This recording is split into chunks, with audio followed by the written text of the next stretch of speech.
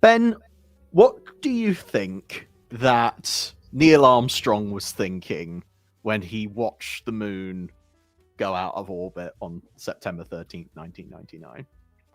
Oh man, that's a great question.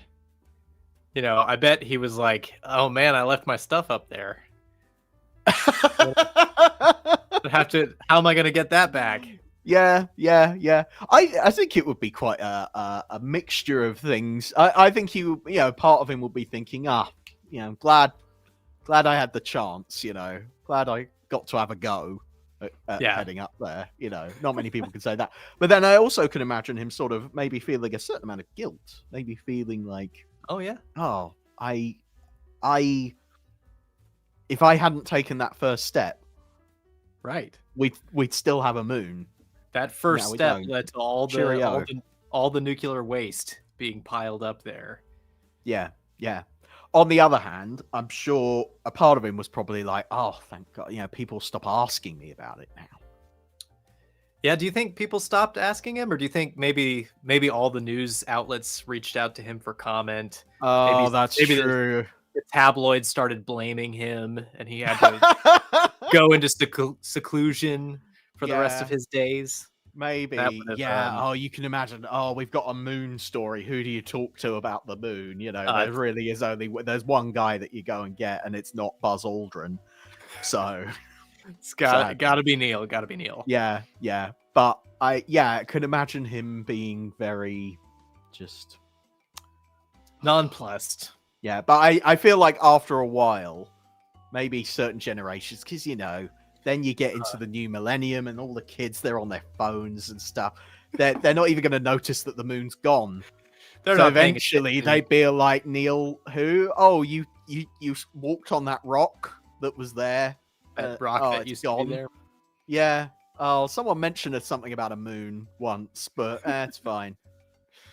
When the moon hits your eye like a big piece of nuclear pie. Explosion. Let's gone, eh? Bye, moon. Bye. Let's get into the show.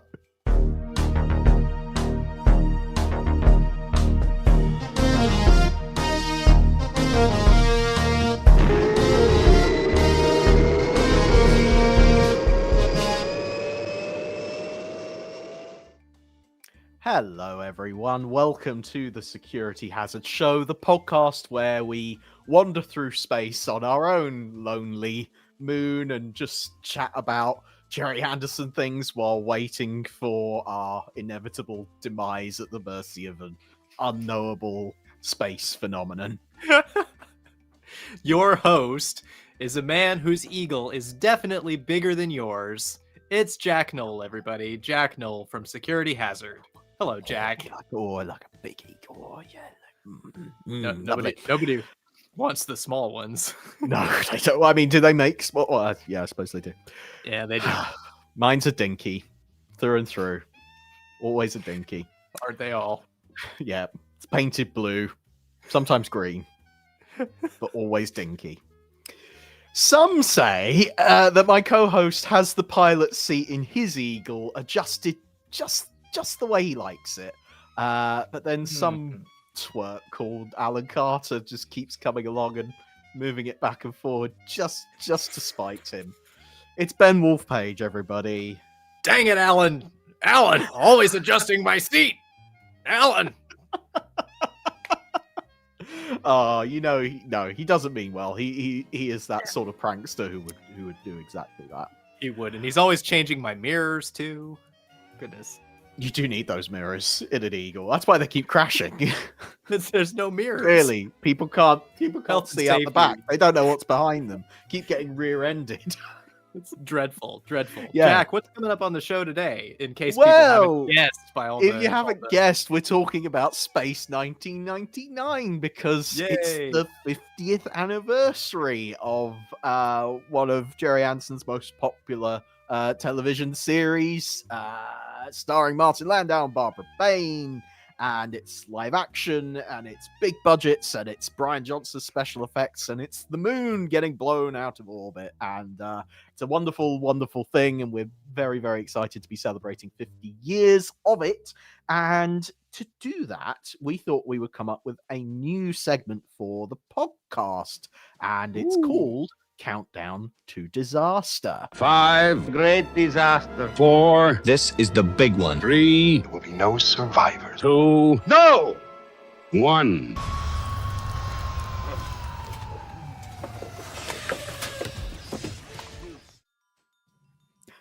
Lovely ketchupy Space Precinct hot dog there for you. Lovely stuff. You've outdone yourself again, Ben, with the intro for that segment. Yes, Thank I you like to so think much. that my photoshops are getting worse as time progresses, but also Perfect. better, like in terms of value. Yeah. Uh, There's value there. There's definite Yeah. value there. Yes. So, Countdown to Disaster, new segment where we basically, between Ben and I, we each came up with our top 5 Space 1999 episodes. 5 episodes each, so a total of 10. And what we therefore hope to offer you, the lovely listener, is a suggestion of 10 episodes of Space 1999 that you could sit down and enjoy. And maybe you agree, maybe you disagree with some of our choices.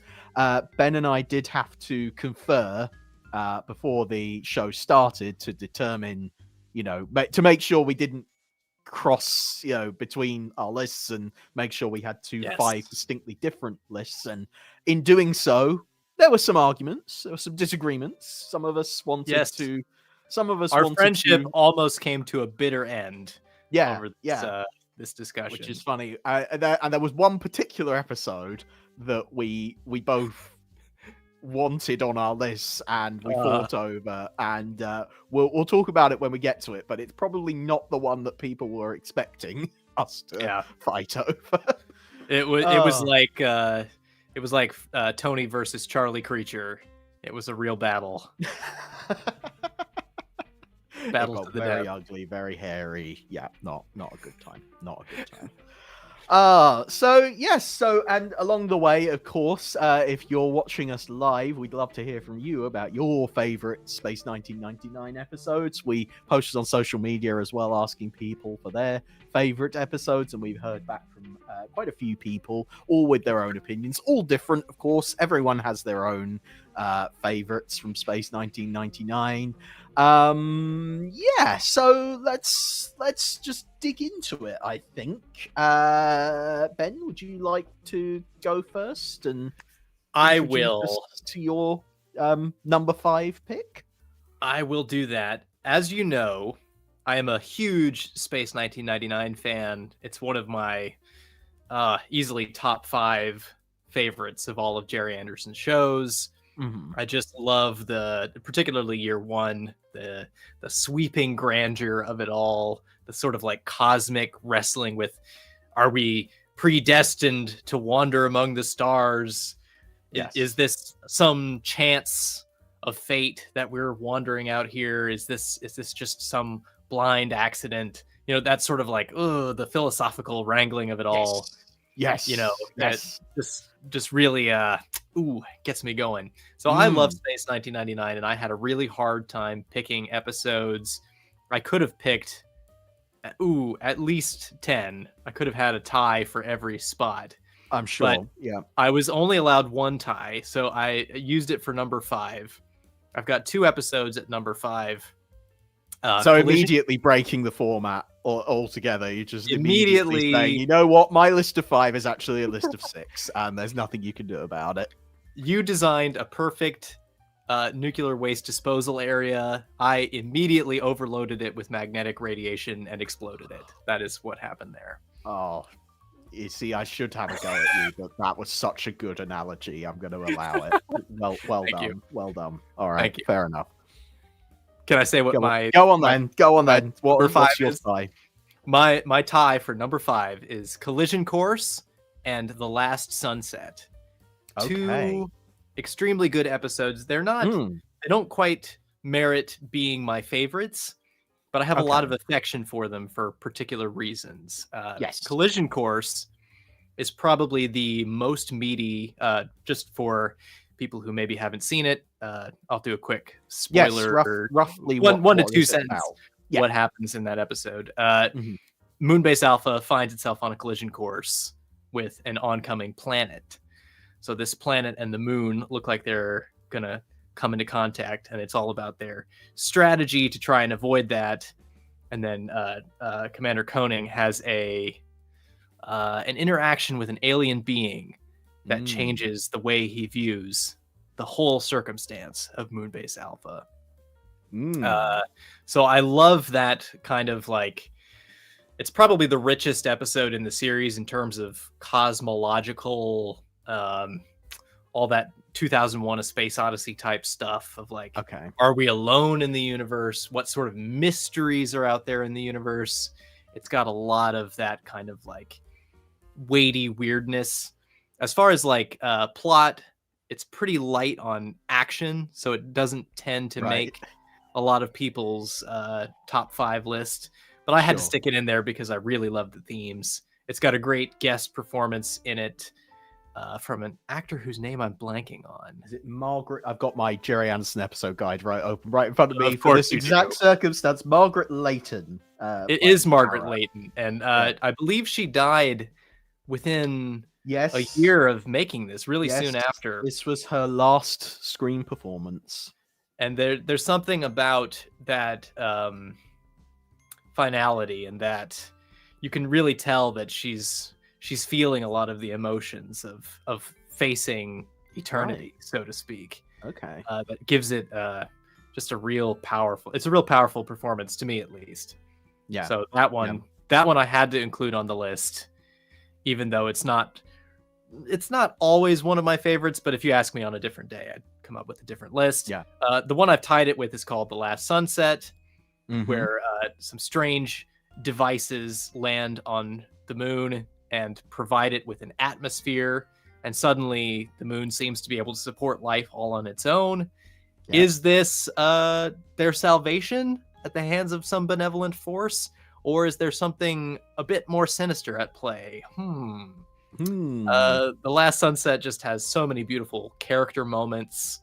It's a particularly great episode for the characters of Paul and Sandra, 2 minor characters in the show, but who are fan favorites because they just have so much personality and performance from the actors. Yes. Their actors do bring a lot to those characters. Yeah, as you say, there's not necessarily much on the page, but you can just tell that the actors have thought a lot about it, and they just feel like real people, and really nice people as well. Yeah, which is really great. It gives the show a lot of warmth that it wouldn't have. That's something that it's criticized for, is for being cold and aloof. And this episode sort of blows that kind of, in my opinion, it's a lazy stereotype out of the water. I actually have a theory about the show that kind of does it sort of distort that in a way. Yeah, people describe it as being cold. Sorry, but permit me to indulge in my little theory for a moment. Please, people accuse it of being cold and aloof and things like that, and I was just like, it struck me while I was rewatching some of the episodes. I was like, I don't feel that at all. I feel the opposite. I feel like Moonbase Alpha is everyone gets along. That's one of the kind of nice things about it, is, for the most part anyway, there are a few exceptions, but basically all the characters get along. They're all happy to see each other. In an episode like The Last Sunset, when they get to go outside, they're all having games and having fun with each other, and isn't it lovely? Everyone respects one another. Everyone just appreciates the work of everyone else. There's not a lot of conflict there, and I think what people attribute as being cold and aloof is actually an issue where there isn't much conflict between the characters, which is obviously such a great source for drama in most cases, that you have a group of characters, particularly in a situation like being trapped on the moon. You would expect there to be some tension between the different characters. You wouldn't expect them to necessarily all get along with each other and just carry on doing their jobs and being fairly okay with their fates. So I think what people maybe mistake for being quite cold is actually something where people are more just kind of fine. They're just okay with it. It's a slight difference there. So I wanted to kind of call that up as like that's what I got from it this time around. Yeah, thanks for bringing that up. Yeah, they do try to set up some sort of. Well, I'll quibble with it on one point. I do think there's a lot of like conflict between the characters, but it's mostly confined to the episodes individually. Right. But there's no ongoing thing. Yeah. Right. Alan will have a fight with Commander Koenig, but it's usually resolved by the end of the episode. Right. Yeah. The ongoing conflicts, they tried to set some up in Breakaway, but they mostly didn't stick or didn't work. Right.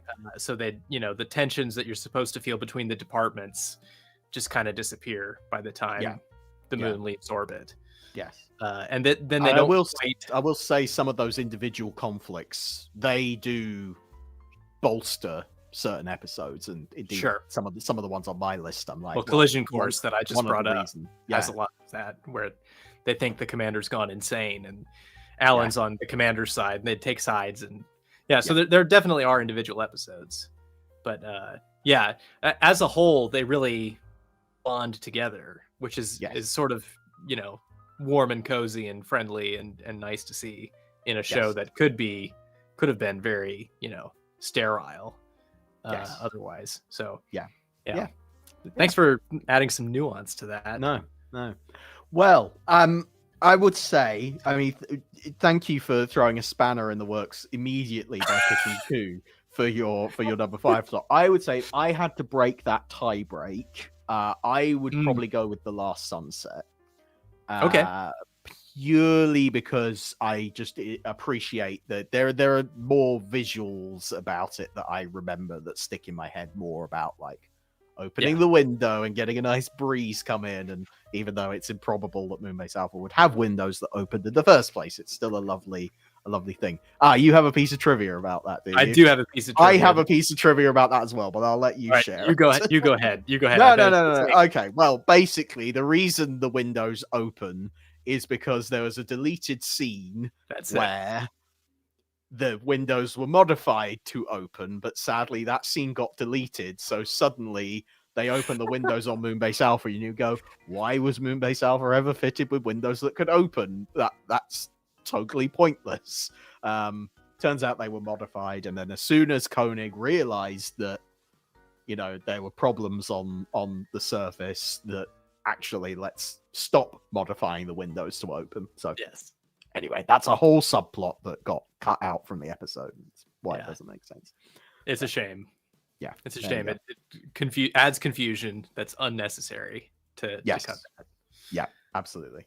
Yeah. So Jack, what's your number 5? My number 5, and there is only one number 5. As much as I could have, completely made a sham of the whole show and come up with an extra one just to put in. Wow, you're really writing me about this. Yeah.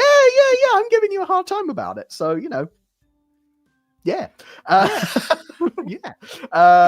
my pick for my number 5 slot is an episode called Death's Other Dominion, which to summarize it very briefly, it's Brian Blessed.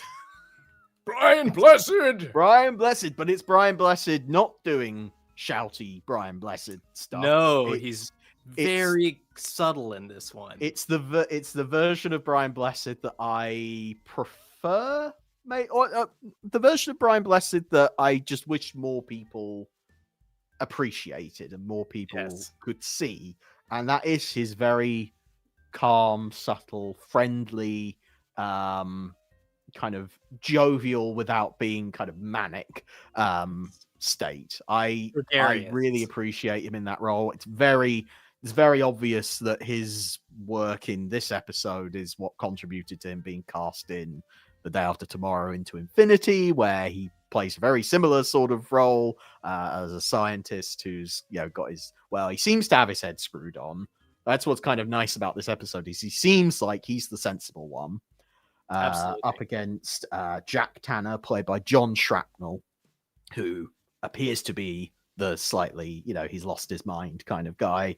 But over the course of the episode, it balances out, because essentially the summary of the episode is that Moonbase Alpha receives a signal from a planet where it's freezing cold, lots and lots of snow, and they go down there and they discover that the inhabitants are humans who came from Earth on the Uranus probe of 1986, and they crash landed on this planet, and they've been there for 880 years, and no one has aged a single day. So it would appear that everyone on this planet has unlocked the secret to eternal life. And Brian Blessed and the other inhabitants of the planet are keen to invite the Alphans to come and stay on the planet and enjoy eternal life and have a lovely time. And oh, look, there are some pretty girls there. That always helps. That makes everyone feel quite cheerful about the situation as well. But they've got lots of food. They seem to be living quite a comfortable life. But there's a dark secret to it all, and there's a whole reason why, this isn't such a good place to be. So there we go. That's the episode, and the things that I like about it is similar to what you've said. It's a consistent theme across, I think, a lot of the episodes that we've picked. Is it tackles some big meaty topics. It's going into eternal life, and what does that mean, and is it something that would actually be appealing to the people of Moonbase Alpha? Are they equipped to even handle such a concept? And at what cost does it come, and all of that sort of stuff. So I love that it goes into that. But as I mentioned, kind of the real standout thing for me, the thing that I first think of when I come to this episode is, of course, Brian Blessed's performance. Because, as I say, it's that quiet, understated man of great intelligence. That's what I like. That's what I think Brian Blessed is really capable of. Is he's very good at playing people who are extremely clever, but also kind of well-functioning, well-spoken, very friendly, just a lovely, warm presence to be around. And then John Shrapnel playing Jack Tanner is lovely as well. He plays simultaneously is able to play the complete madness of his character while also kind of being able to turn it around really quickly and suddenly be the most sane person you've ever spoken to. The Shakespearean quality, of course, to that character is very appealing to me as well. As a bit of a Shakespeare nerd myself, I was just like, yep, I see what you're doing there. I love it. What else do I like about it? The snowy setting is nice. That's just great visuals. Sticks out. It's a great visual, makes it just very distinctive as an episode, which I like. Good one. Very much enjoy it. Maybe not like top tier, because it is sort of like, I don't know. Otherwise, it's a fairly average bit of business of do we go and settle on this planet or don't we? And that's the conflict. And that conflict, I would argue, is maybe repeated a bit too much throughout Space 1999. But they do bump into planets pretty frequently. Yes. Considering how big space is and how far apart the planets are. They do. Almost as if it's intentional, their voyage to the moon. Or across the universe. I do love Death's Other Dominion. It's a fantastic episode. That, as you say, the snowy setting is great. It's such a literary episode. Yes, it feels very. There's like a lot of references to like Xanadu, the poem, which we talked about last week. Yes, talked about last week. There's just like, it has this like all the Shakespearean stuff. It has this sort of like richness that you get in like the golden age of sci-fi, literature, where you're reading like Heinlein and he's referencing all this like classic literature and just dealing with those big themes, and it's meaty weighty sci-fi that's really Yeah. interesting. Well, I have Big- some trivia if you're interested in sort of more things that inspired it. So apparently the episode was inspired by Frank Capra's Lost Horizon from 1937, in which the survivors of a plane crash discover a utopian society of immortals living in an isolated valley in the Himalayas. So there you go. Yep. I'm really glad to have this book in front of me. That really helps. I hope people don't think I just have this stuff, particularly with Space 1999. My knowledge not so good, hence why I have the book in front of me. Very well done. Ben, what's your next pick? Right. Next up is a truly remarkable episode called End of Eternity. End of Eternity. They don't find a planet. Moonbase Alpha encounters an asteroid, and they Which they is a dig bit like into a it. planet, isn't it? Yeah, but it's a bit smaller, and they bit you know they smaller. can go rogue. You know, they kind of move on their own. They don't stay in the Sure. gravitational orbit forever necessarily. You know, Yeah, it's fine. Yeah. But they All right, crack this I'll- thing open, and what do they find but Peter Bowles? Peter Bowles, lovely. who we know for his fabulous 70s mustache, I was gonna which say. he's not wearing in this episode. He's sort of an Yeah. icon of 70s culture, Peter Bowles. Yes. He represents that just classiness, that English classiness that only comes with having a mustache like that. Really. But he's not wearing that in this episode. He's in fact wearing platform heels. He's very tall in this episode.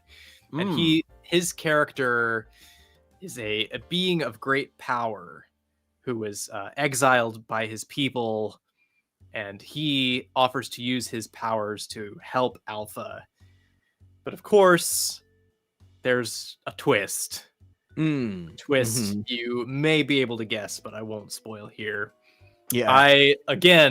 Things I love about it. I love the themes of like eternal life, questions about immortality, whether or not that's a good thing. Is there such a thing as too much power? Does absolute power corrupt absolutely, as the old saying goes? And what would you be willing to sacrifice for safety and security? Right. Yeah. Exactly. Big questions in this episode. Also some of the most horrifying episodes of Space 1999. Oh, okay. Some of the really terrifying moments of the series are in this episode. Space 1999 for me, as a kid who wasn't allowed to watch scary movies because they would give me bad dreams. Space 1999 was sort of like my gateway into horror as a genre. I wouldn't have really been interested in it, I don't think, if I hadn't gotten so into Space 1999 with all of its this episode has implied but not on screen depictions of torture and other things that are very, very frightening. Yes. But done, it's done tastefully for television of the 70s. Right. It's not nothing explicit, but it is scary, I think. Yeah. And it's totally, if you didn't know who Peter Bowles is and had no notion of his, persona, Right. he's quite convincing in the role, or at least he was to me as a kid. I was quite enchanted by the horror of it all and the sort of gothic hammer horror style of it that it has. Lovely direction. So it's just a great little piece of film. Things I don't like about it. There's not too much. I mean, there's one thing that I'm not crazy about in Space 1999 often is the stunts. Sometimes the stunts can feel a bit contrived. Yeah. But in this episode, they actually take out all the sound effects and just play some experimental non-Barry Gray music that they found in a library. Yeah. And it's very creepy and weird. And makes them feel more psychedelic, I guess. so that doesn't bother me as much. Yes. I don't know. There's very little I don't like about it. It's just it doesn't quite That's attain fine. the heights of some of the others on this. On my top That's five. fine. That makes total sense. It's interesting you talk about stock music though, because Yeah, let's Space talk about that. 1999 year one in particular. I'm not so sure about year two, but year one certainly makes a lot of use of stock music, and it's actually obviously we love Barry Gray. Barry Gray, it could have scored the whole thing if he wanted to, but I can't remember the reason why stock music was used quite so much. But I do find it very effective because what it does is, as you say, it shifts the mood slightly. It changes it. It makes it feel like quite a distinct. It makes certain moments feel very distinctive because the style will suddenly change. So yeah, that's one of the things about year one that I do like quite a lot, actually. I suspect the reason, and Space 1999 experts will correct me here if I'm wrong. I believe the reason that they didn't do as much scoring on this show as they did in previous ones is they had a pretty big library of Barry Gray tracks that they call upon by this time, that he'd composed a ton of music for the Anderson shows, and a lot of it turns up in Space 1999. Yes. But also it was a larger orchestra, if memory serves, than they had used previously to give it a fuller, more cinematic sound. Yeah. And that, of course, cost more money, so therefore less recording time. Okay. I didn't know that, actually. That's interesting. I could be wrong about that, but that's my theory. I thought there was some sort of, or maybe Derek Wadsworth mentioned this for year two, but wasn't there something about union reasons you couldn't record? You could only record a certain amount of music for a TV show, and that sounds right. Maybe that pushed the limits of what. So therefore, they had to rely more on stock music because they just didn't have anything else. But I don't know. I do find that slightly hard to believe. With that. Anyway, it's interesting, but I think it's to the show's benefit. They use it really well, and that's down to the music editor, whose name I can't remember. Alan. Whose name is? I want to say it's Alan. It is Alan. Like, where is it? Alan Willis. Thank you very much, Alan Willis. God, even with the book in front of me, it still takes me a moment. Good grief. Yeah, lovely episode, End of Eternity. Jack, what's your pick for number 4? My pick for number 4, and it is actually partly because of the music, because of the stock music. This is a really good segue. The Testament of Arcadia. Ooh. Which I don't think a lot of people would put on their list necessarily, but I really like it. Partly because of that beautiful, beautiful stock music, which, again, if I look at my book, I can probably name it. Suite Appassionata Adagio and Picture of Autumn are some of the stock music pieces that are used in this episode, and they are really lovely. Again, they provide a really nice, unique kind of feel for it. Yeah, I really enjoyed this episode for a couple of reasons. So essentially the plot is the Alphans come across a planet, as they do. And it starts to, they're suddenly Alpha experiences a power loss, and it means that all the heating and lighting and everything starts to be drained down and down and down. And meanwhile, they go and explore the planet and discover that this is the planet is Arcadia, and left behind is an inscription which basically says that Arcadia was the previous home of humanity. Before it came to Earth, they left the planet Arcadia.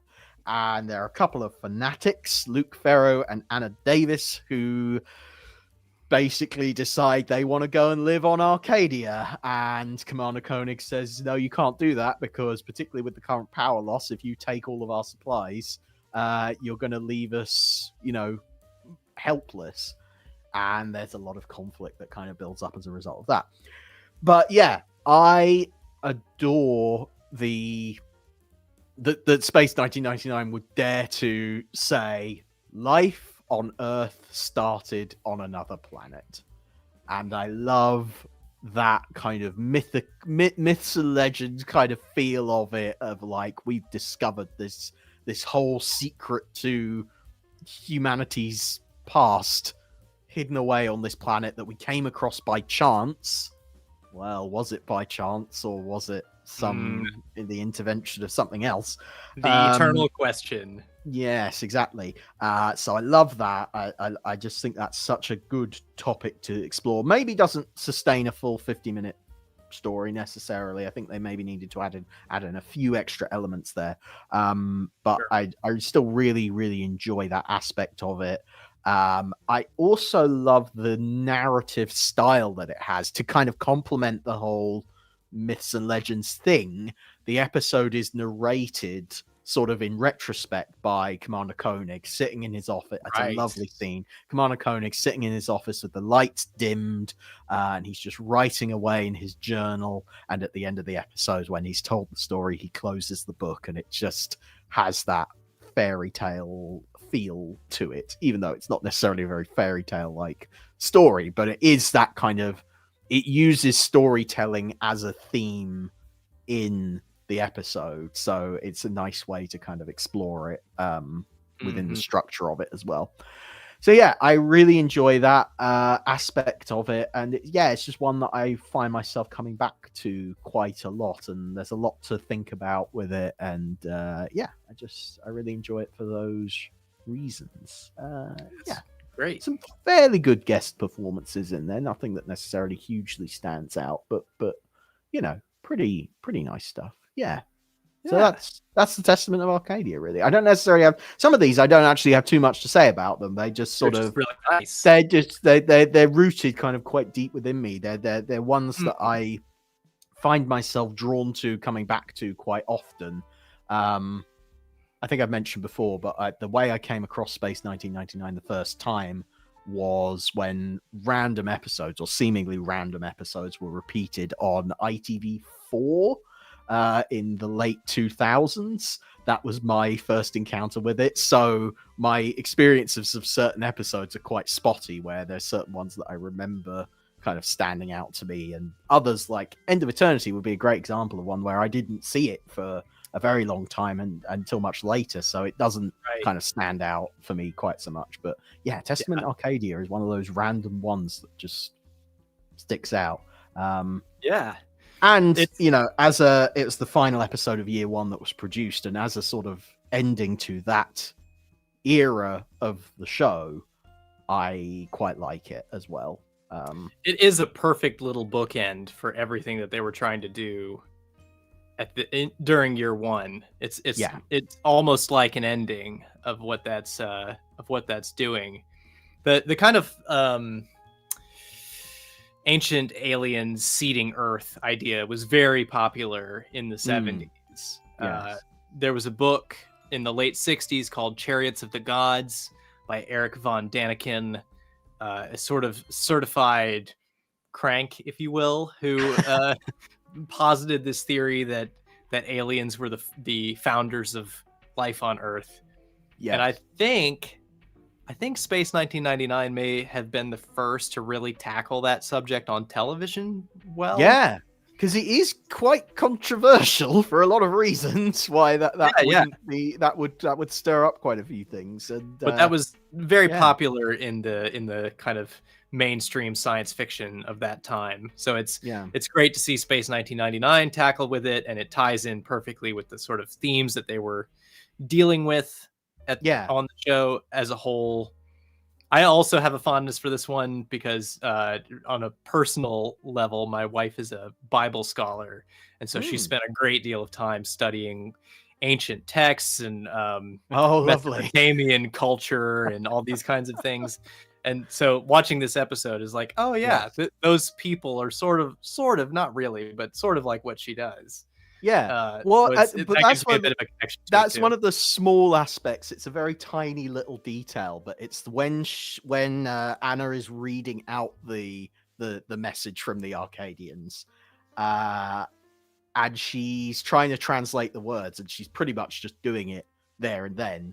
And I like the little moments where she slips up on a word, or the other people on the expedition suggest words that maybe that could mean. And that to me, obviously it's a little bit ridiculous that she was able to just translate the whole thing immediately there, but it adds a little touch of realism and a little touch of uncertainty, and it draws upon the importance of language and those little distinctions between what those markings mean that can tell you huge differences in the history of an entire civilization just in the way you interpret those little words. So little bits of archaeology. So all of that again feeds into the sort of the theme about the importance of storytelling and that sort of thing. So very nice. Really lovely little detail that just has consequences kind of that I really enjoy. So there we go. That's the Testament of Arcadia. What about you? What is your next pick for number 3 on your list? Number three. So this is where it gets really difficult trying to pick a top 3. Any of these could be, any of the ones in my top 3 could be my number 1, depending on what day you ask me. Right. Today I've put Mission of the Darians. Mission of the Darians is another one where they don't encounter a planet. They encounter a spaceship, and this spaceship is vast. Yes. It is over a mile long. Inside of it, there are just huge areas filled with trees and labyrinths of corridors. It's a generational ship. And there's sort of a class divide going on. And there's people who are in power over the ship, and then sort of a lower class of people who are shunted off out of the realms of power and given their own space, and sort of I don't want to give too much away about how exactly they're exploited, but they are exploited by their overseers. And Moonbase, the Alphans, sort of get sucked into the middle of this drama. Yes. I just loved this one as a kid. I loved the idea that you could have a forest floating in space. That's sort of like merger of sort of British folk tradition with hard science fiction, so to speak. Was just fascinating to me. I loved that juxtaposition of those two worlds. Great guest performances all around.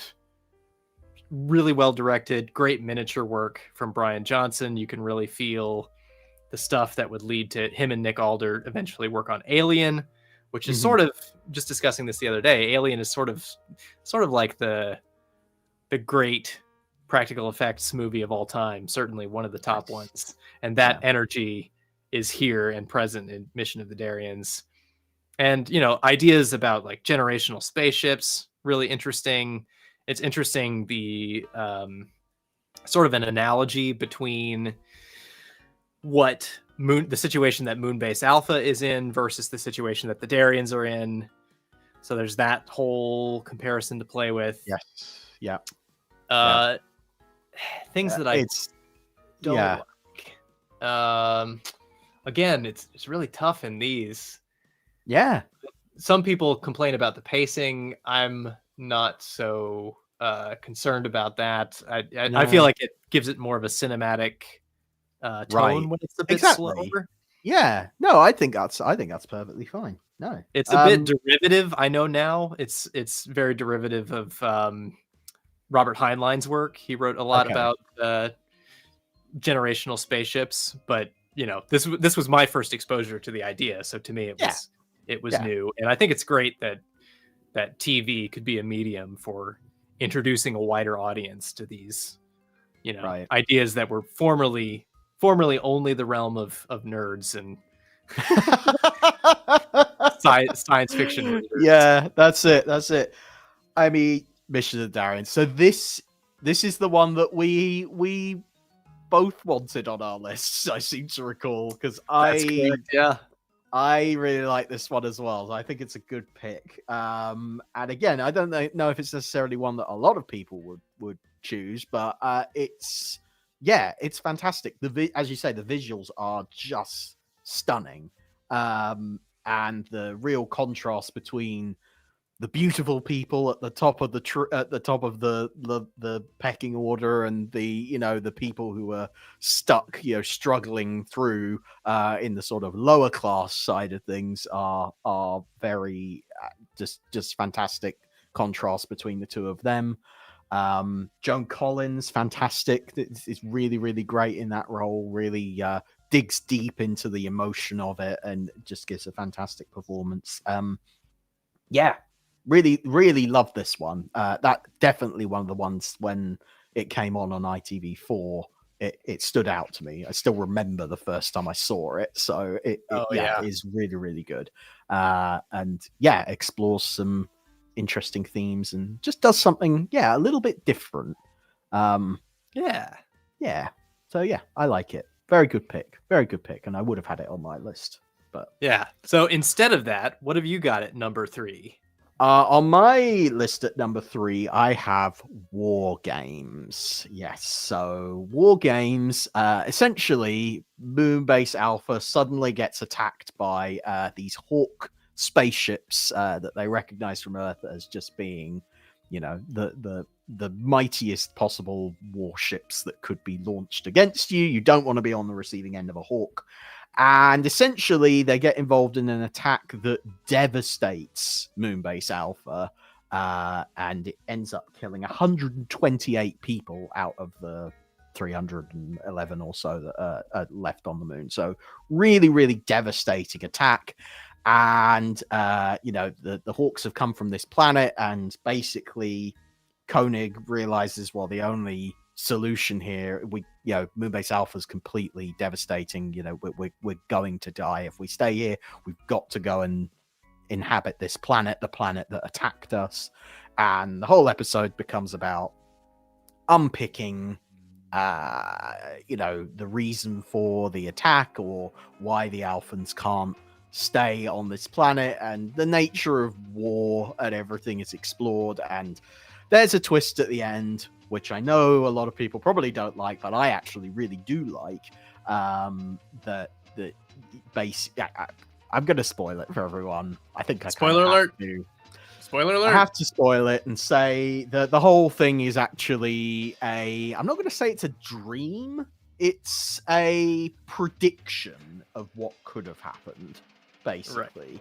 Right. It's an alternative version of reality that plays out, and then when we rewind back to the beginning of the episode, and Koenig is given the choice of whether to attack or to kind of stand firm and not lash out, and that plays out differently. Let's just say that. And I know a lot of people will say, well, that's a bit of a cop out.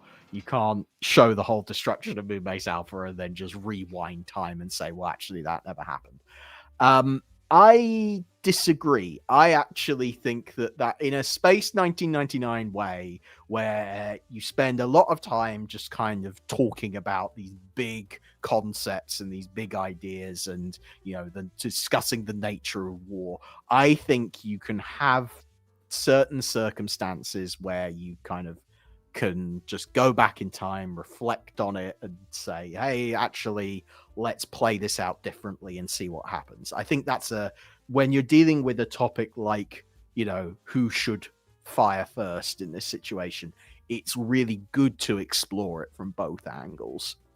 And I think it adds something to the episode that they do look at it both ways, rather than just letting it play out with total devastation. And I'm glad that they were able to take it as far as they did, because first time watching it, I didn't actually know about the twist that was coming, and I felt, wow, they're really going for it this week. This really does feel like total annihilation. And there are plenty of times when Moonbase Alpha comes under threat, and it does feel like the end of everything, and those do tend to be our favorite episodes. I would say that's definitely that's a theme that's coming up.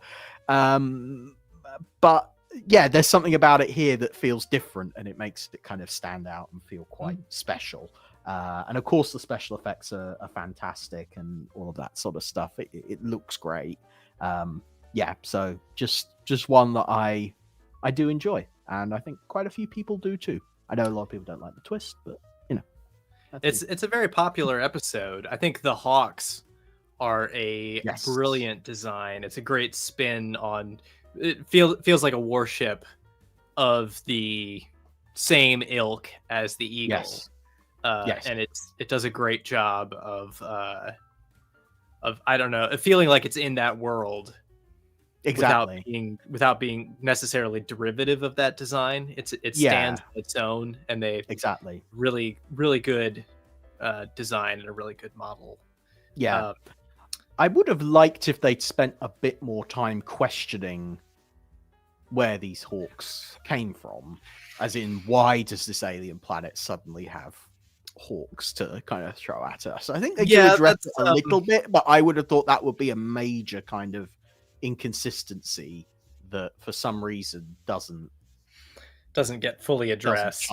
Yeah, but that's one of my beefs with this episode. Is it's sort of the first occurrence of something that becomes a big trope in year 2 that they address with a bit more space of Earth ships sort of coming back to Alpha. And I guess there's a few year 1 episodes like Matter of Life and Death where they encounter Earth ships. Yes, but they do find an awful lot of stuff out there in deep space that came from. They do. But you've got people living on the moon, so you could imagine the space program must have just been vast. There must have just been so many of these projects launched and stuff like that. One just has to hope that the number of successful missions vastly outnumbers the number of people who seemingly got shot out into space and were never seen again. Because it certainly is a consistent thing. Yeah. I'm not over fond of this episode for that reason, and some of the performances. Nothing against the actors or the director, really. It's just sort of a choice that they made to make them sort of monosyllabic. Is something that doesn't quite work for me in this case. Sure, yeah. But these are quibbles. It's still a really strong episode of Space 1999, and one that's well worthy of being in the top 10, I would say. Yeah, well, I see what you mean about those performances. They're not necessarily the most memorable guest alien performances there, but I don't know. There's something about them being so kind of cold and calculating that serves the plot ultimately. The fact that Koenig can't seem to reason with them, I think that therefore kind of makes sense. And it does have that wonderful spacewalk scene where Commander Koenig is just sort of floating free in space, which is one of my favorite scenes from the whole show. So it is lovely. It is very good. Yeah, absolutely. All right, Ben, what gets into your number 2 slot? All the way to number 2. This is one. This is one that I think I've mentioned on the show before. When I first watched Space 1999, I had been gifted the Space 1999 mega set from A&E Home Video, the American DVD set, which was like a gold, a holy grail item for Space 1999 fans at that time, because up until that point, it was kind of hard to find it all, especially in the US. And so I had the whole thing. And I had a little portable DVD player. And so I used to watch Space 1999 on my little 2.5-inch screen, huddled up in the linen closet like this.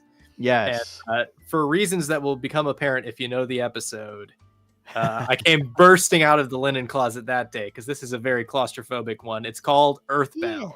Earthbound. Lovely. Earthbound is about... It follows up on a thread from Breakaway, which I love. I love that they picked up on story aspects that weren't quite finished from earlier episodes, about a character called Commissioner Simmons. He was sort of the nemesis of John Koenig. He was in charge of the Moonbase Alpha program, kind of, sort of an intermediary figure.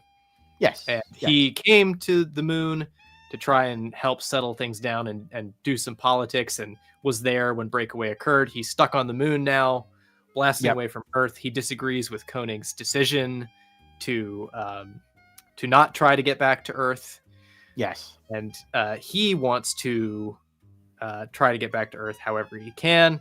In the middle of all this, political intrigue. An alien race arrives, led by none other than guest star Christopher Lee. A lovely performance.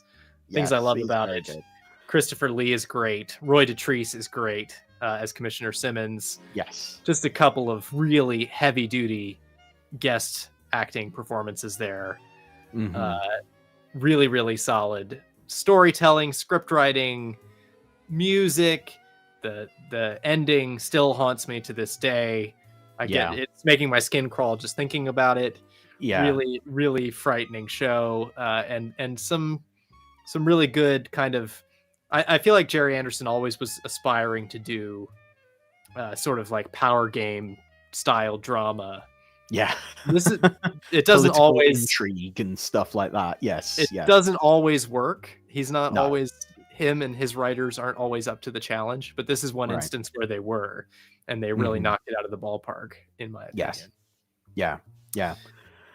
No. So that's great Earthbound. pick.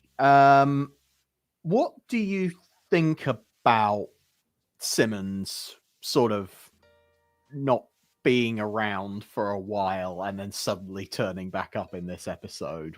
How do you reason that? I think they're sort of somewhat out of order. Right. There's a sort of almost dreamlike quality to the Order of Space 1999, where there's an episode we're going to talk about that sort of explains the reason that they're Yes. gives you an excuse to sort of retcon why they're so far away, how they got Right. so far from the solar system, so many billions of miles further than they ever should have been able to on the power of one nuclear explosion, however big. Yeah. So that sort of quality didn't bother me watching it. Okay. Growing up, I wasn't like, where's he gone? Yeah. In the episodes that he's gone, and I knew that there were different orders, so that doesn't bother me too much. And to be honest, I just think he's such a great character that I was just happy that they brought him back at all, because there's threads from Breakaway, like Meta, for example, they don't really address in the TV show after they sort of leave you on a cliffhanger in Breakaway. So Right. I was glad that they tied up at least one loose end from Breakaway, Yes. even if it wasn't maybe exactly where it should be in the Yeah. order. I just love the idea that the writers would go, oops, we've accidentally left one character there who really shouldn't be there. And it's What can funny we do because with they that, could have, though? they could have, as so often happened in Space 1999, just kind of killed them off screen, you know. Right. Easily could have done away with a character like Simmons, but I'm glad that, as you say, they decided, no, let's pick up that loose thread and let's explore And run it, with it. because because it's a good challenge to, and as you say, and as I mentioned earlier, like, conflict is something that it can be difficult to generate when you're dealing with the same cast of characters every single week. You need to try and find things to bring up, and obviously a challenge to Commander Koenig's command can only really come from a few select people, and Commissioner Simmons would be a really good candidate for that, and I'm glad that is something that they explore here. But I also don't think if they had tried to put Simmons in as a regular character, that conflict probably would have been it wouldn't have worked. There would have been too much of it. You wouldn't have been able to get past anything, and you would kind of just get bored of having this character who's constantly saying no to things. So I'm glad that it's played with here, but I'm glad it's not something that stretched further than what we get. And it's just the right amount. I complained in the last episode that we talked about the aliens being not emotive enough. Right. I think this episode is an example of how to do that well, where they sort of go with an aloofness and a detachment in the performances of the Caldonians, I think they're called. Caldorians, yes. Caldorians. They have a totally alien culture, and Christopher Lee, for whatever reason, I don't know if it was a different piece of direction or just a different performance choice, but manages to kind of give that sort of a cultural feeling where it's like, oh, this is a people who who don't emote. Like it Yes, feels like exactly. part of who they are, not just sort of like the sort of typical weak sauce space 1999 alien, where it's just like, oh, you are a shiny costume and a piece of perspex glued on your Right. forehead. Exactly. Yeah. There's definitely, yes. Fantastic amount of weight to it. And of course, the whole time you are just going, that's Christopher Lee. Wow. He's actually there doing it. It's pretty remarkable. It is very appealing for that reason. And yes, as you say, yes, just naturally oozes that weight, and that presence is very important. So I think, yes, if Commissioner Simmons was gonna meet his fate with anyone, it makes sense that it was someone of that magnitude. Absolutely. Very good. And as you say, that final scene, or that climactic scene is, boy oh boy, it's really horrifying. And it's horrifying because it is something so like the visual itself is so simple, but the what it actually means, because it's been built up and built up and built up over the course of the episode, it just carries so much weight. So absolutely, really good pick. Right. And for you, Jack, your number two? Well, we already talked about it a little bit with Earthbound, but my pick for number 2 is Breakaway. Of course. Breakaway's number 2? Breakaway's number 2, yeah. I mean, I'm sure for a lot of people it is a number 1 slot. I couldn't quite put it to number 1 just because it's not typical of what a Space 1999 episode is usually like. By its very nature, it has to do some stuff that most episodes don't normally do. And of course, if you're not familiar with Breakaway, I don't know how you could have missed it, but Breakaway is the first episode when basically Commander Koenig arrives on Moonbase Alpha. It's still in Earth's orbit, and he arrives and finds that there's some mysterious virus, which turns out not to be a virus, and it's as a result of all of the nuclear waste that's been dumped on the moon. And long story short, it builds up and builds up and builds up to this cataclysmic event where the moon gets hurtled out of Earth's orbit. And there's lots of tension, huge amounts of tension in this one, actually. Lots of conflict between all the different characters. You've got Koenig and Dr. Russell seem to be at odds with each other in a way that they're never quite again. I think after Breakaway, things definitely soften. There's a lot more respect there for one another and a lot more affection there. But certainly to begin with, they clash in a kind of way that, I don't quite buy. I much prefer it when they stop being quite so difficult with each other.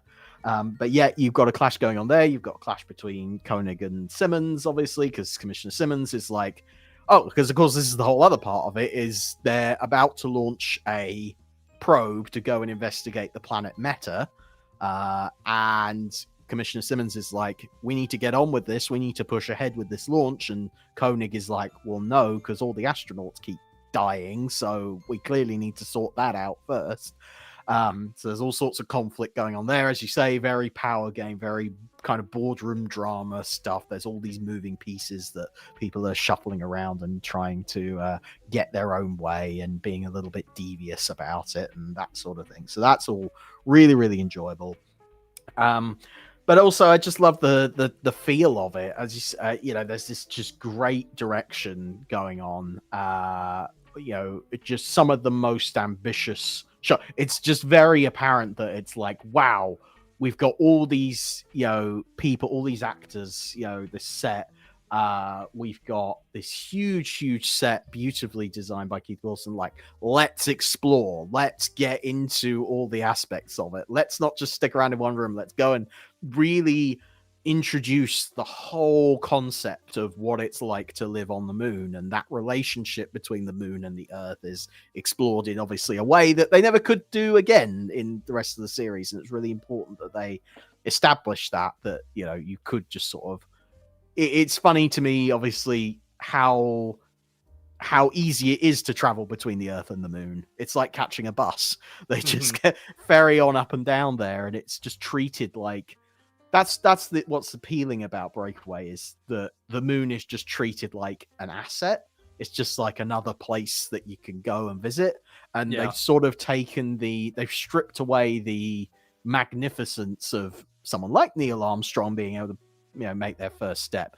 It's sort of stripped away all of the mystique and the grandeur of going to visit the Moon, and it becomes just a regular part of life. And the argument is, well, has it been abused, and is that what leads to the big disaster that happens and sets them on their course to kind of journey out into the universe and discover some of the real truths of humanity and things like that. So it just sets all of that stuff up really, really nicely.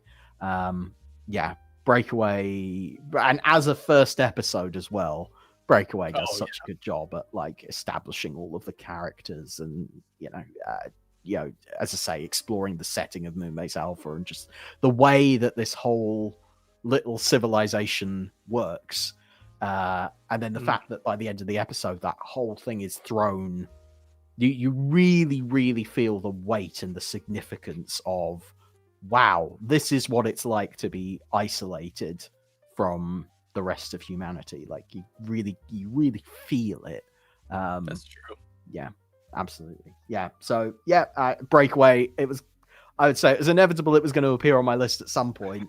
I'm sure not many people are too surprised by it. I don't know if many people would necessarily pick it as like one of their absolute favorites, just because it is so different from everything else that follows. But it's just too good to leave it off the list. I think that's what it comes down to. It is. They spent a lot more time on Breakaway than you normally would for an episode like this, and I think it really shows. I think a lot of the finer details are really well crafted. Right. Breakaway. Yeah, it makes a huge difference. I think to your point about the sort of mundaneness of going to and from the moon, I think that was a way of taking these kind of big science fiction stories. You had your Star Treks and your Doctor Who's before this, but this sort of brought it down into a 1999 within the lifetime of most of the kids watching. Yeah. So it presented it as sort of an achievable reality. Like we're going to be on the moon. We're going to build and I've heard from a lot of people of that generation that was a huge factor in their love for Space 1999. And I know it inspired a lot of people to go into the sciences. Yeah. Because of that, like bringing it down to a level that's like, oh yes, this is just like one step beyond where we are today.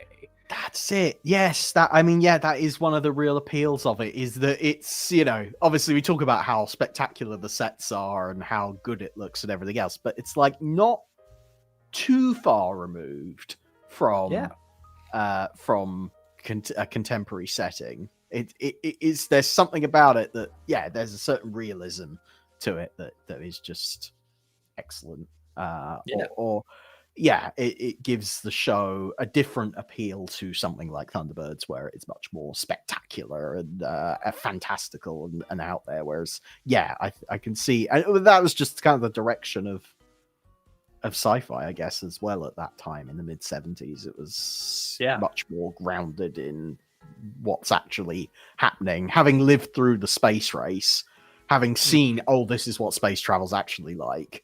I can imagine that totally had a huge impact on what the types of stories that people then wanted to tell on television and film later on. So I said earlier that Mission of the Darians is somewhat derivative of other sci-fi stories. I've never found a story prior to Space 1999 about the moon being hurled out of the Earth's orbit. It's such a wildly wacky and big and just like one of those ideas that you're just like, whoa. And the fact that it sort of arose out of a happenstance, allegedly Abe Mandel saying, the ITC executive in New York saying, we don't want any more stories set on Earth, because if you do, you'll do, soap operas set in the Midlands. That's sort of I'm paraphrasing an anecdote. Yeah. Basically, the things about UFO that they didn't like was all the Earthbound stuff. Yeah. And so Jerry, allegedly in response to that, in his telling, is like, well, we'll just blow the moon out of Earth orbit, and then there's no chance of going back to Earth. And just like that's sort of like really imaginative, mold breaking approach to problem solving. Exactly. Filmmakers had back then, because they were faced with so many challenges. I mean, making films today is hard. Making films back then was impossible. I mean, the amount of barriers that they had to overcome to get Space 1999 made is unbelievable. And there's lots of great literature about it, if you're interested. But yeah, just amazing the creativity. But it's also what's great about it is it's such a simple thing as well. Right. It's like the fact you can sum up what happened in one sentence is that's what makes it a great concept for a TV show, is because it is so simple, but its effects are uncalculable. There are so many potential things that could happen. That's what makes it a good television series as opposed to maybe a feature film. Feature films are really good at like exploring one idea in lots and lots of detail, whereas a TV series, you could go into all these different strands about how it affects the people involved, and it really kind of spreads out from that one core idea. Absolutely brilliant, perfect idea for a TV show.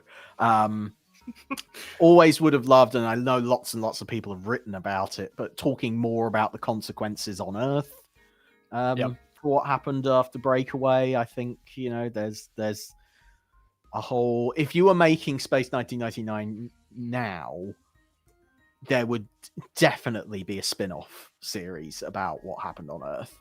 Absolutely. Which probably would be more in line with something like the Power Game, where you would talk about the political struggles about managing all of the natural disasters, and the whole, what do you do about the nuclear waste disposal now, and all this. There's so much potential. It's so rich with potential. But I love that stuff in Breakaway is teased at, and then you're just drifting away from it, and it just gets left behind. And the Alphans go, there's all these problems on Earth. We can't do anything about them, so we just have to worry about us. And then that's what the show becomes about. But there's sort of a problem that I have with modern day fandom. It's not really the way that they make shows today. It's really, the audiences have changed, and they want more lore and more world building, and they want more details. And my personal preference is for shows like Space 1999, where they don't explain everything. They don't tell you what happens on Earth, and you're just sort of left to explain it and invent your own, headcanon of how you want it to be. And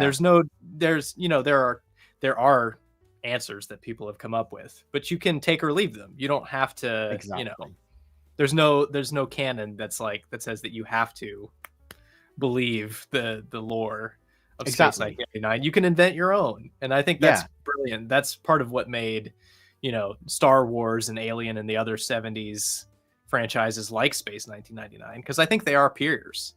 I think Space 1999 is very much in the vein of those in terms of like what they were striving for. I think that's why they continue to have appeal, is because they spark the imagination and allow people to be part of the world, not just to witness it on TV. Yeah. No, absolutely. Dead right. And it all started with Breakaway. Yeah, absolutely. Perfect choice. Okay, Ben. Well, can't believe that wasn't number one. No, it wasn't number one, because there's one thing that does come ahead of it for me. But let's talk about your number one Space 1999 episode. My number one. What is it? I chose purely out of personal reasons. Right. Purely because of biases. It's not the best one. It's just a fun one that I love. It's called Force of Life. It stars Ian McShane as a radiation technician, I think he is, who has a really bad day. He just goes, he goes to work. He's minding his own business. He's got it pretty good on Moonbase Alpha as things go on Moonbase Alpha. You know, he lives in a nice room, a nice quarters with his wife or girlfriend. She's very like, you know, they have a very cozy, convivial relationship. Everything's happy and nice and ordinary as could possibly be for, you know, living on the moon as it's flying, hurtling through space. He's a very happy-go-lucky kind of guy, and something awful happens to him. Yeah. Just out of nowhere, out of the blue. He's struck literally a bolt by the blue. A bolt from the blue strikes him, and bad things happen to him. And I love this episode. It's the first one that I ever saw. Okay. Like I said earlier, this was sort of my gateway drug to horror. There are some horrifying things that happen to this person. It is honestly very scary. The only thing I can really remember about this episode in great detail is that image of a corpse-like thing that's like got a horrible face, and scared me very much. I know for a lot of people the scary episode of Space 1999 is Dragon's Domain, and I completely respect that. We did a whole episode on Dragon's Domain, which you can go back and watch. It's probably worthy to be on the top 10 list. However, I left it off, A, because we just talked about it, and B, because for me personally, this episode scared me much more just because of the arbitrariness of it. You know, like in Dragon's Domain, you're dealing with explorers who go out to the farthest reaches of the galaxy and they encounter an awful beastie. And it's like, well, that happens when you go to unexplored territory, right? You encounter nasty things. But that wasn't really what was happening here. He was just sort of arbitrarily selected by, you know, an alien being of some sort to be a host. Yeah. And it's truly alien, truly otherworldly. There's no, you know, voice from the cloud as there are in Year 2 episodes. Which we should talk about Year 2 before we close. We'll talk about Year 2 when we get to the end. I'm sure people will notice that there's a bit of a pattern here. Yeah. And then you get to the end of the story. I don't think this qualifies as a spoiler, but if you're especially spoiler sensitive, maybe skip ahead a little. You get to the end of this story and they're discussing what happened. And they look at each other and they just say, we don't know. We don't know what happened there. We don't know what that was all about. We have no explanation. And that's real life. You know, people get sick and die. People get in car accidents and we come up with our explanations, but we don't know. We don't know why things happen. And that to me is a core of what Space 1999 is all about, is exploring those sort of like deep, dark mysteries. Yeah. And sort of confronting that weirdness and that all that stuff that's out there. There's still all these horizons left to explore. And I think that's really exciting and cool and thought-provoking. Yeah. That's it. That's it in a nutshell. Now, I'm sad in a way that this episode is not one that I can recall all that well. It's definitely one of those ones that I didn't see until much later. So I've maybe only seen it a handful of times, if that. Lovejoy is in it. Just FYI. Lovejoy. I should know that reference, shouldn't I? It sounds familiar, but I don't know it. I'm sorry. That's okay. Ian McShane is the guest star, and he's probably most famous for playing Lovejoy. Okay. I think he's a antique dealer / detective. Yeah. Okay, that's starting to sound familiar. Ringing a bell. Okay. Yeah. No. But lovely chap. I do remember him. Yeah, as you say, starting out with having quite a nice life on Moonbase Alpha, and that kind of goes back to what I was saying earlier. Of like, some people just have quite a nice time on Moonbase Alpha, and everyone gets along, and it's just kind of fine. Which, in a way, some people will say, well, that's not realistic of what this would be like. But actually, I'm like, no, I think people wouldn't, particularly by this point in the series, I don't think people would be just depressed all the time. I think they would just kind of try and go about their life and have a good time. And in a way, you know, you mentioned year two sort of progression into everyone having a bit of a nicer time does kind of feel natural in a way. Like, I think people would adapt and, you know, Yeah. Well, that's start another to feel better about it. another key point of the show is that people are survivors and they find ways to survive and thrive wherever they are. Yeah. It's Like, I quite- always enjoy that term, Alphan. People, you know, as inhabitants of Moonbase Alpha, their home is Alpha, therefore they are Alphans. I think there's something really profound about that that just kind of works, and I do find it funny sometimes when they start talking about how much Alpha is their home and how much they like it and everything, that you do get a sort of cult like feel from it in a way. They feel like a bit of a cult, kind of just this bunch of 70s hippies that have found themselves on the moon, floating around, living this kind of bohemian lifestyle. Yes, they follow their very charismatic leader Yeah, to a fault. yeah, there is some of that kind of energy about it. There is. Yeah, it's interesting. It's an interesting like study of a microcosm of humanity. What happens if you take a small group of people and bottle them up in this weird scenario? Yeah. Yeah. Let's make a reality TV show, guys. Let's stick a bunch of celebrities on the moon and see what happens to them. Why not? Let's do one that. for Mr. Beast to create a replica of Moonbase Alpha and then send it out into space. Sure. Yeah, why I can not? see that Why not? on the YouTube algorithm. Yeah, for sure. Oh boy. Let's not imagine that. Yep. No, I great choice. Force of Life, very good. Director David Tomblin, who we've mentioned before, is quite liking his work, and he did a lot of good Space 1999 stuff. So yeah, I'd say very, very good pick, and definitely one that I will go and revisit, because yes, I remember bits of it quite distinctively as being very, very effective. I love the big set, the big metal door thing.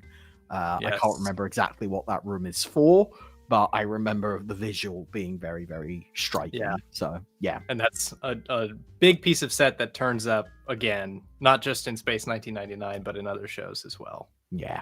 Well, you know, got to get your money's worth somehow. Absolutely. You got to.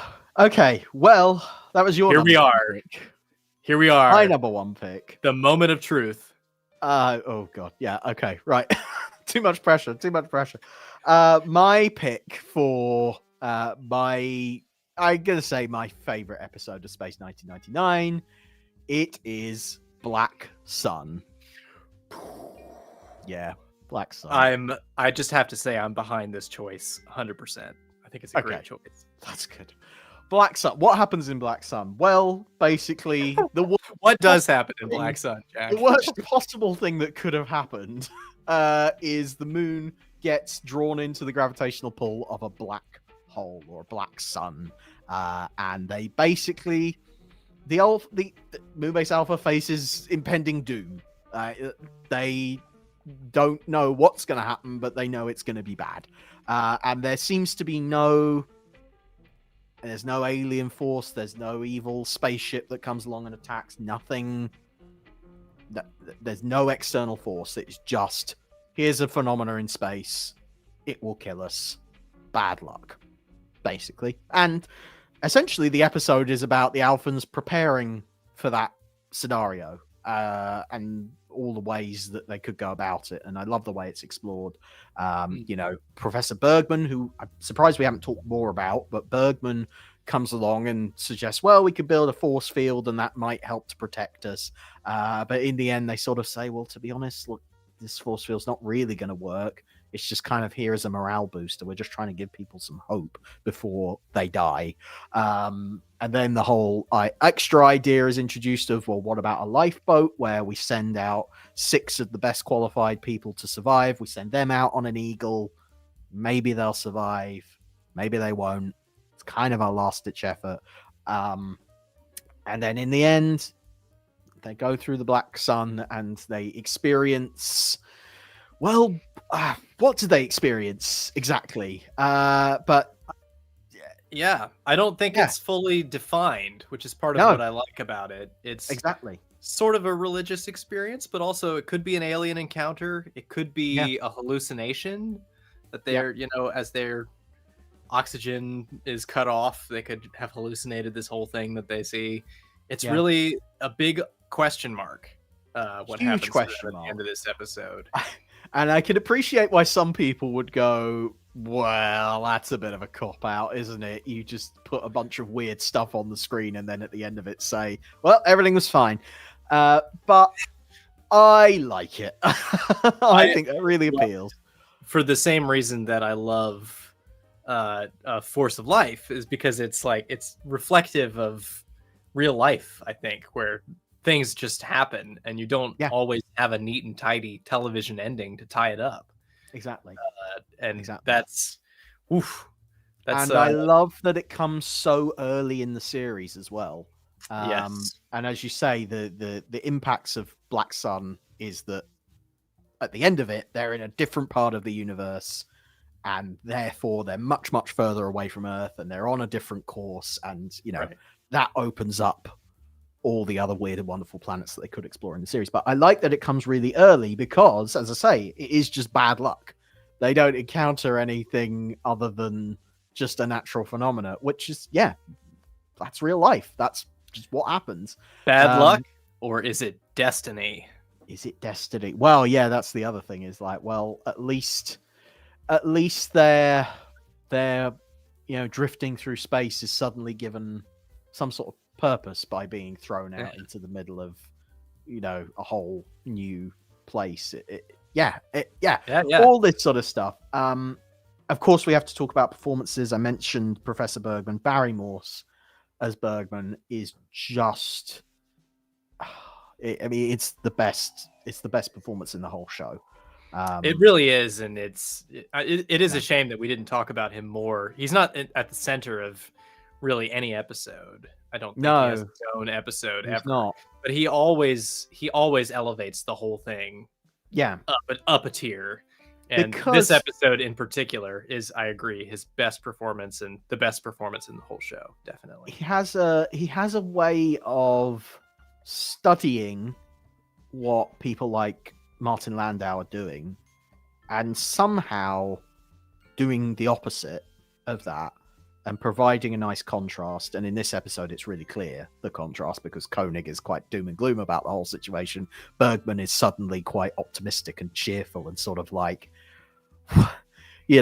what a privilege to experience something that no other human has ever done before.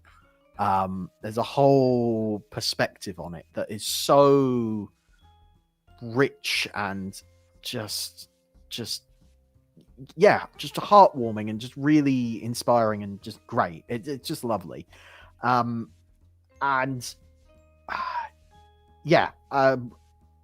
What was I going to say? It's gone. I was kind of overwhelmed there, but for a moment by swept away the sheer force of Barry Morse. But yeah, I tell you what, it reminded me of, I think it was War Games, when where he's left to make the sort of recording, the final recording, saying, we have learned a lot over the course of our travels, and you know what? We still have more to learn. So please come and seek us out. I love that message. That's another glorious highlight of War Games. But Black Sun has more of that. Obviously, you have the beautiful, beautiful scene to everything that was, to everything that might have been, to everything that was. It's just it does so much with so little. And the fact that you're seeing that scene, the contrast there of having main mission be totally empty. Oh, No I one else love can. that. It's a I love glorious visual. I love that idea of this place that's always busy and that's always brightly lit. It's in Yeah. shadow now and nobody's there and it's just cavernous. Yeah. And they're just two guys sitting there having a drink. And it's Yeah. just like there's a kind of magic to that, to empty spaces that are normally busy, a There deserted is. train station, or it's just a great Yeah. storytelling And setting. the circumstances that it took to get them there, and the fact that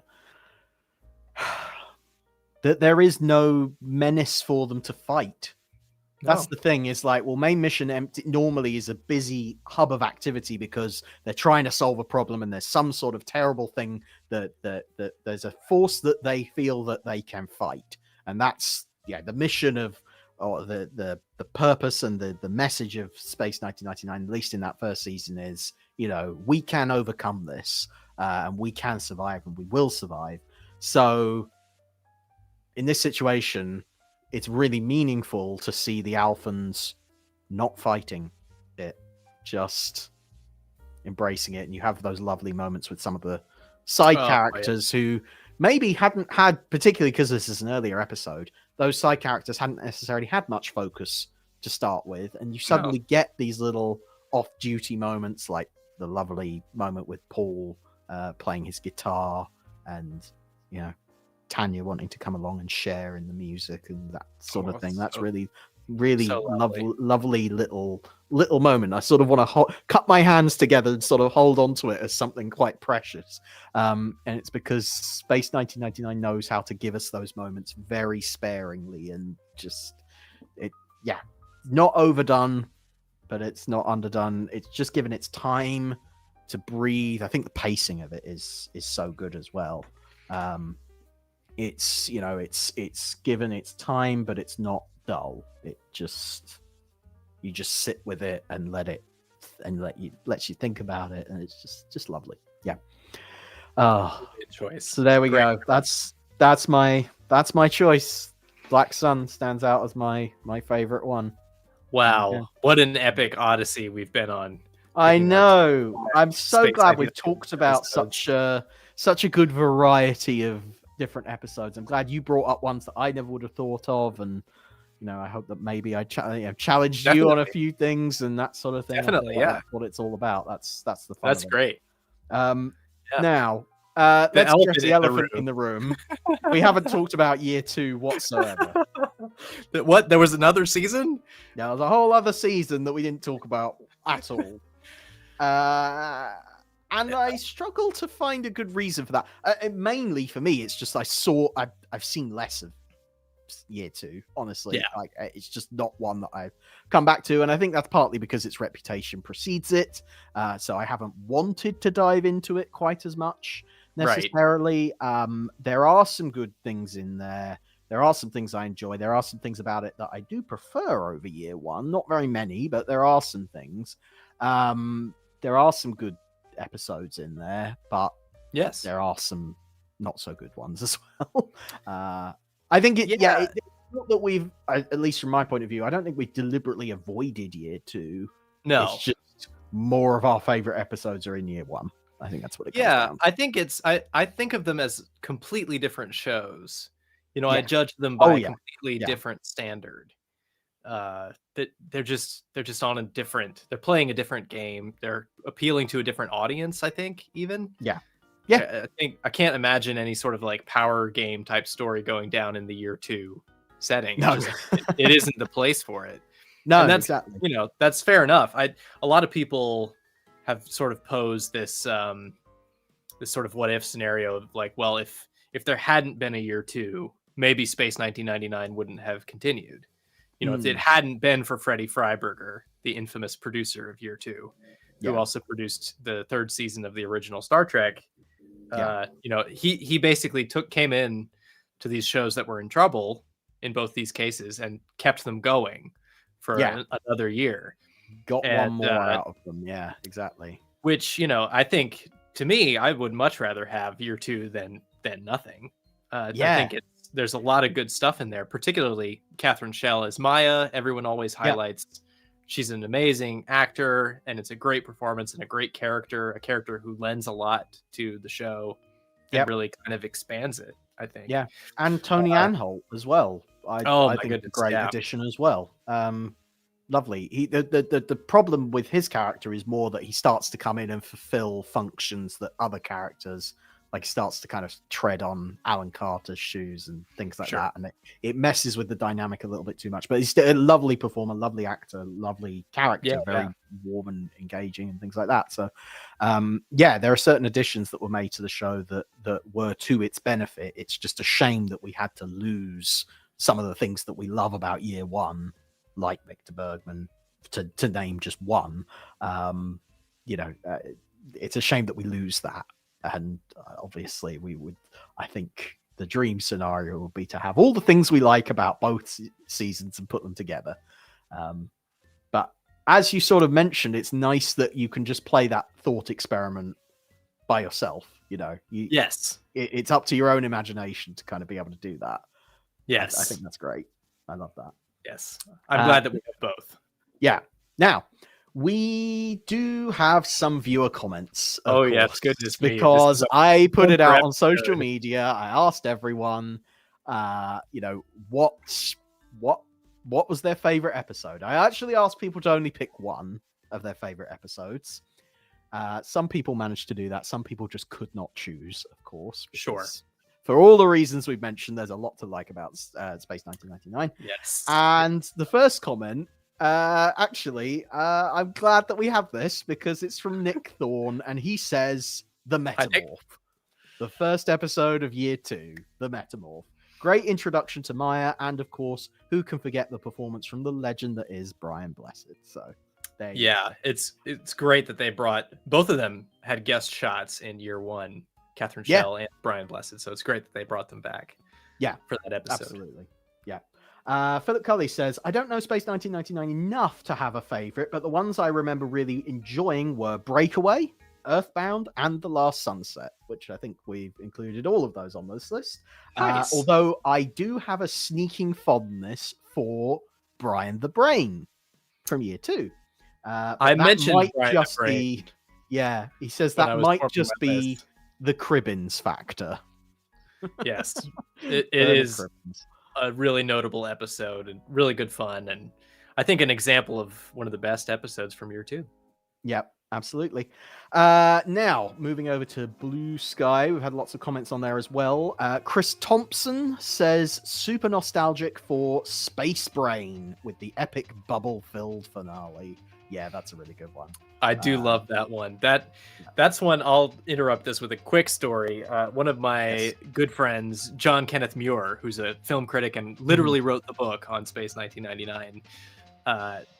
That is his favorite episode of Space 1999, and his review of it, if you seek it out, John Kenneth Muir's review of Space Brain explains why that is actually a good episode. Yeah, so go and check that out. It is definitely, love it. Dan Barrett says Force of Life, so very much in agreement with you. Gorgeous direction from David Tomlin, some breathtaking photography, a really spooky score, and a great performance from Ian McShane. The perfect episode. Absolutely.